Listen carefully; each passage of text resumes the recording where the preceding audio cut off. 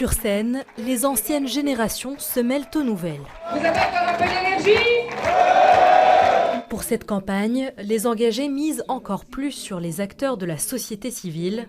Pour 65% d'entre eux, ce mandat politique est une première et pour les mener, pas de grande surprise pour le duo de tête de liste régionale. Je pense que le politique doit arrêter de fonctionner en vase clos et doit vraiment faire le lien avec la population. Et pour ça, on a besoin... La politique, ce n'est pas un métier. La politique, c'est un engagement qu'on prend pendant un certain nombre d'années. Il était important pour nous d'avoir des gens qui faisait sens par rapport à ce projet. On a notamment eu des personnes issues de la société civile, beaucoup de nouveaux visages également, un vent de fraîcheur qui se met dans nos listes, avec le soutien de nos aînés également. Un choc des générations qui a rythmé les 2 heures du congrès, avec notamment les au revoir de Céline Frémaux ou encore de Georges d'Allemagne,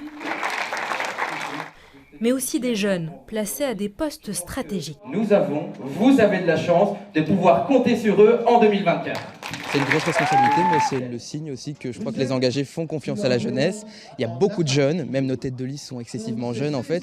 Et donc c'est faire confiance à la jeunesse, se dire qu'aujourd'hui on a besoin d'eux. Bruxelles est la région la plus jeune de la Belgique. On a besoin de jeunes pour défendre le projet et pour permettre à ces jeunes de s'identifier à des gens qui se présentent. Autre particularité, renforcer l'ancrage local des listes, même pour la liste européenne, avec notamment la bourgmestre de Jette, Claire Van de Viver, qui poussera la liste européenne. Je suis là en soutien, mais mon cœur et mon engagement politique, il reste à Jette, très clairement. Une liste avec un maître mot, équilibre. On a la liste la plus jeune qui est présentée aux Bruxellois, mais on a également des anciens parlementaires qui viennent apporter leur expérience, leur soutien, leur caution à cette démarche.